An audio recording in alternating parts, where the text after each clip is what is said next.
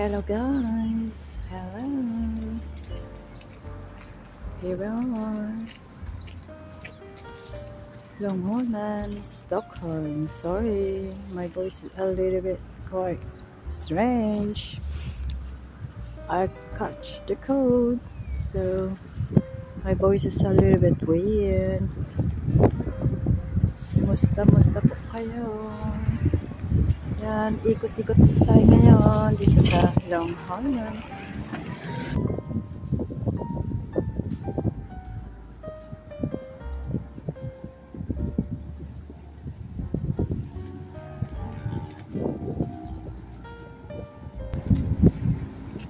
Wala pa masyadong boat, pero dadating na po sila soon. Ito po ay isang isla.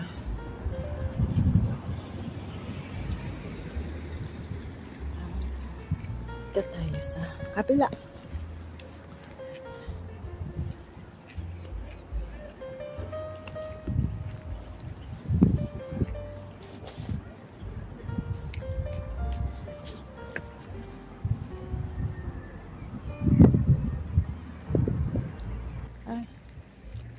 Mag-walking muna tayo.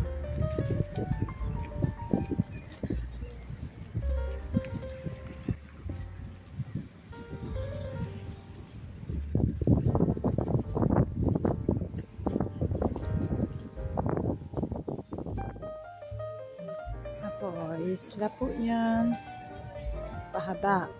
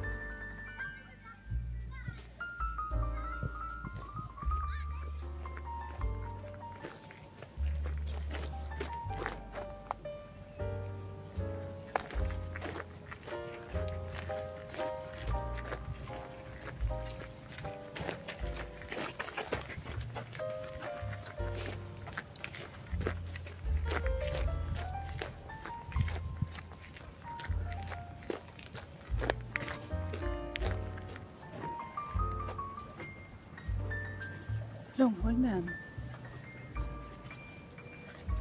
Ayan. Hindi po yan. Långholmen Hotel Vanderhem. Vanderhem is hostel. Yeah. And hotel. Magandang ano niya, view. Malapit sa beach. Ito po ang beach.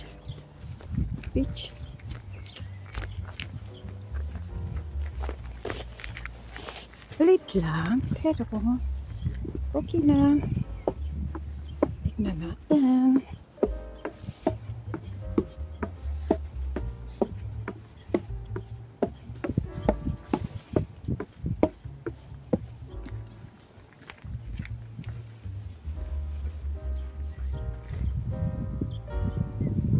Ayun po sa taas, doon sa taas yung pong hotel. Ayan naman po tapunan ng mga basura. Ayan, para wag magkalat-kalat. Wag magkalat ang mga tao dito itapon, please.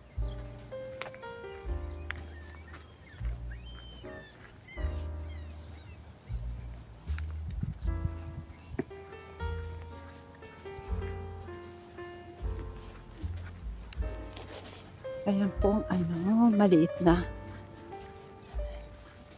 beach.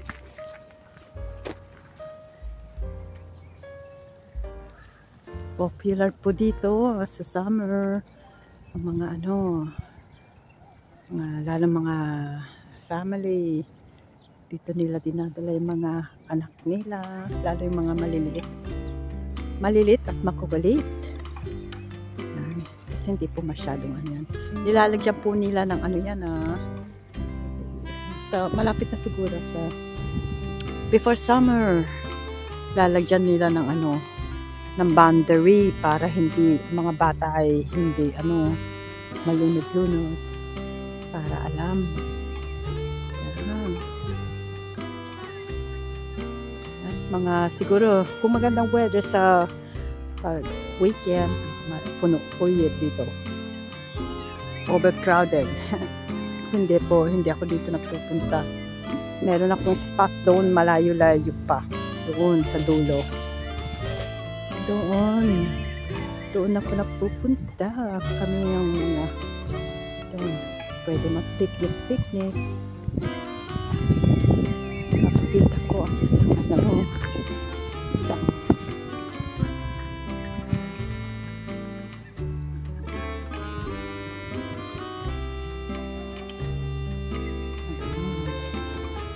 paborito kong kape.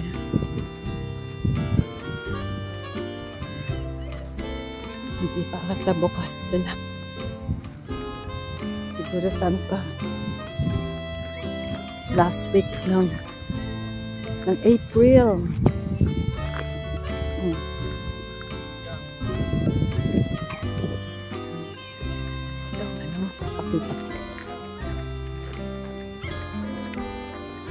Ito po, kasi ang mga tao po sa summer, nag-grill sila. Kaya may special na basurahan para sa sa grill. Engong's griller. Yan yung lalagay dyan. Yan, lalagay yung grill na yun. Dyan. Special na kasi baka masunog-sunog kasi. Kaya, so you just put it inside. Siyempre, palamigin muna.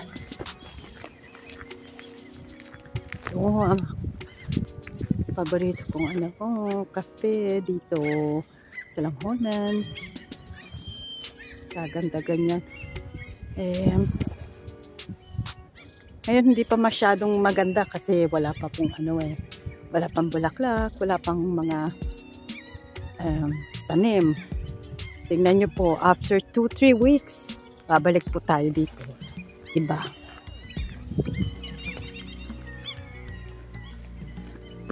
Yan po yung hotel yung yellow na yon. Yellow na building na yon. Yung po ay prison. Dati noon, pero ngayon po ay hotel na at hostel. Yan. Ito naman po ay toilet. Yan ang toilet. Diyan.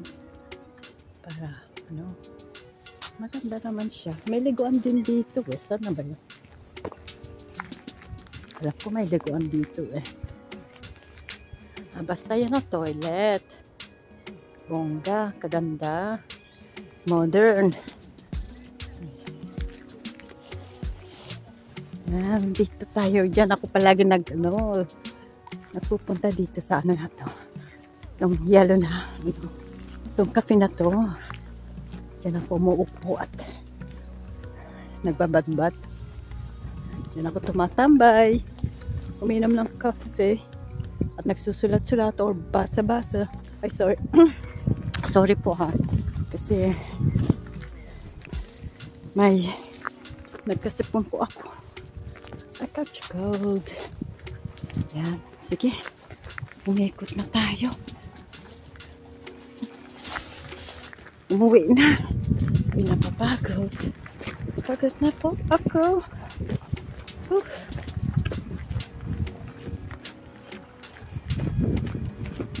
Ayan na. Nakatira na po ako. Diyan. Sa hotel na yan.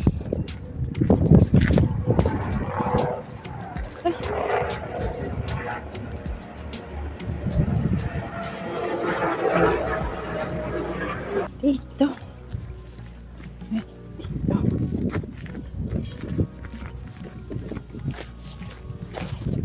Diyan ang restaurant. Conference.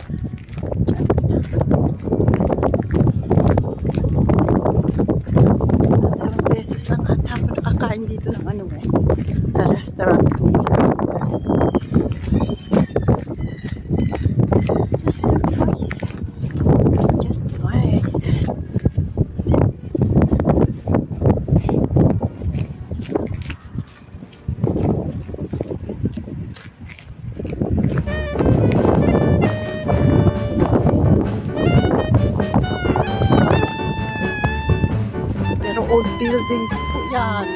Yung dito sa loob na to, mga old buildings. Ito po.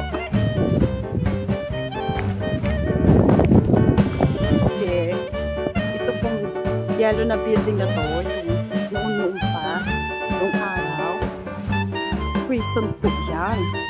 Kaya yung mga guards, doon po sa isang kabila, sa kabilang building na bahay doon po, straight, doon po nakatira yung mga guards na nagbabantay sa prison na ito noong araw.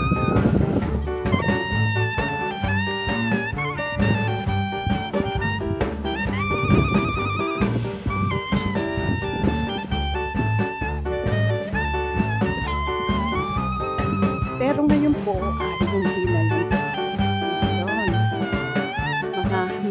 May eskwela na po dito. Marami na pong nakatira din. Pamilya, sport.